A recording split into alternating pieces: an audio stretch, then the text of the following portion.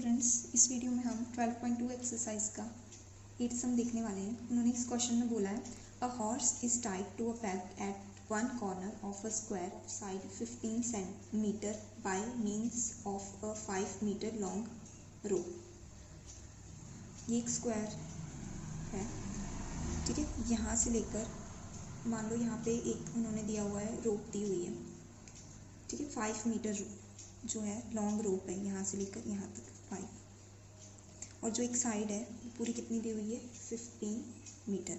ये पूरी यहाँ से लेकर यहाँ तक 15 दी हुई है मीटर, यहाँ पे 5 मीटर। और एक ना हॉर्स को यहाँ से लेकर यहाँ तक जो रोप है ना, उसकी हेल्प से बांधा हुआ है। दैट मीन्स यहाँ पे देखो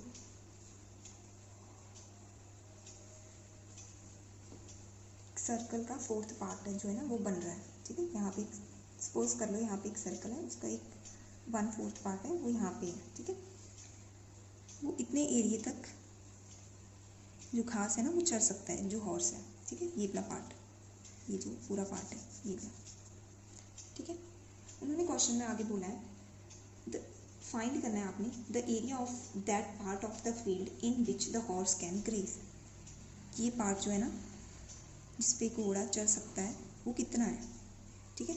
ये आपको क्या दिख रहा है, यहाँ पे मान लो एक्सपोज कर लो, यहाँ पे एक सर्कल है, तो ये सर्कल का ये क्या होगा, ये वाला पार्ट जो 2 रेडियस और 1 आर्क से बनता है, क्या है ये एक सेक्टर, ठीक है। तो हमें ये कैलकुलेट करना है, तो हम लिख लेंगे area of the field in which the horse can graze.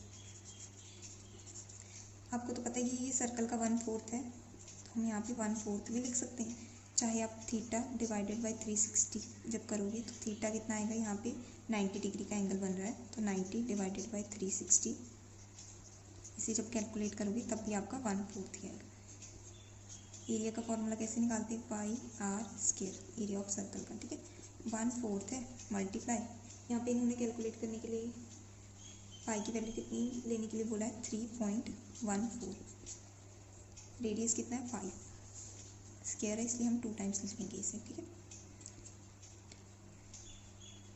यहाँ पे कितना है 1/4, 314 डिवाइडेड बाई 100 मल्टीप्लाई 5 मल्टीप्लाई 5 के टेबल में ये कैंसिल, यहाँ पे है 20, यहाँ पे भी 5 4 ज़ा 20, यहाँ पे 2 के टेबल में किया, यहाँ पे 157 आया, ठीक है। उसके बाद और कोई कैलकुलेट हो रहा है, यहाँ पे तो फिलहाल नहीं हो रहा, तो हम यहाँ पे लिख लेते हैं 157 डिवाइडेड बाई 2 4 ज़ा 8।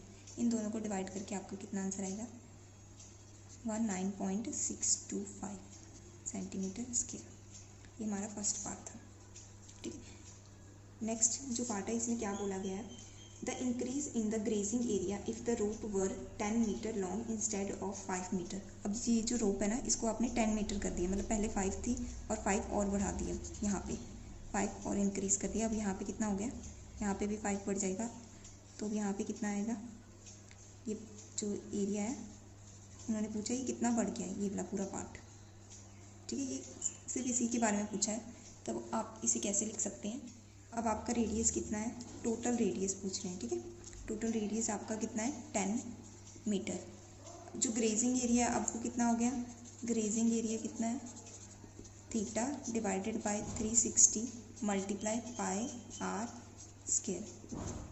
यहाँ पे भी 90 डिग्री है, तो आप यहाँ पे डायरेक्ट भी लिख सकते थे, चलो मैं ऐसे ही लिख देती हूँ अभी 360 मल्टीप्लाई 3.14 लिखने के लिए बोला है।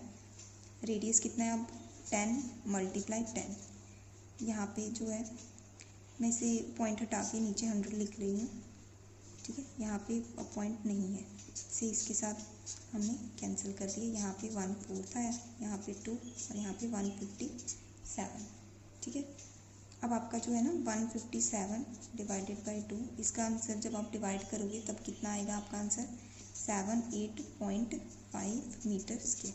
ये पूरे का एरिया है, ये पूरे का एरिया भी हमारा निकल गया 78.5। हमें तो निकालना सिर्फ इतना ही था, तो वो कैसे निकलेगा पूरे में से, ठीक है। ये जो पूरा एरिया है ना, ये पूरा ये वाला जहाँ पे मैंने रेड लाइंस डाली हुई हैं। ये पूरे में से ये जो ब्लैक वाला एरिया है ना, उसे आप माइनस कर दो तो ये आपका निकल जाएगा। इसके लिए आप क्या करोगे, यहाँ पे हम लिख लेंगे इंक्रीज्ड एरिया। इंक्रीज एरिया, कितना एरिया बढ़ गया है उसके लिए क्या करोगे, टोटल में से ये जो टोटल है ना 78.5 में से आप ये वाला एरिया माइनस कर दोगे जो हमने पहले कैलकुलेट किया था, ये वाला 19.625।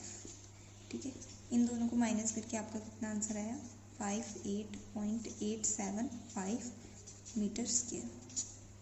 ठीक है, यहाँ पे मीटर स्क्वायर होगा। ये एरिया कौन सा है जो इंक्रीज हुआ है, सिर्फ ये वाला पार्ट, ये वाला नहीं। ठीक है, यही आपका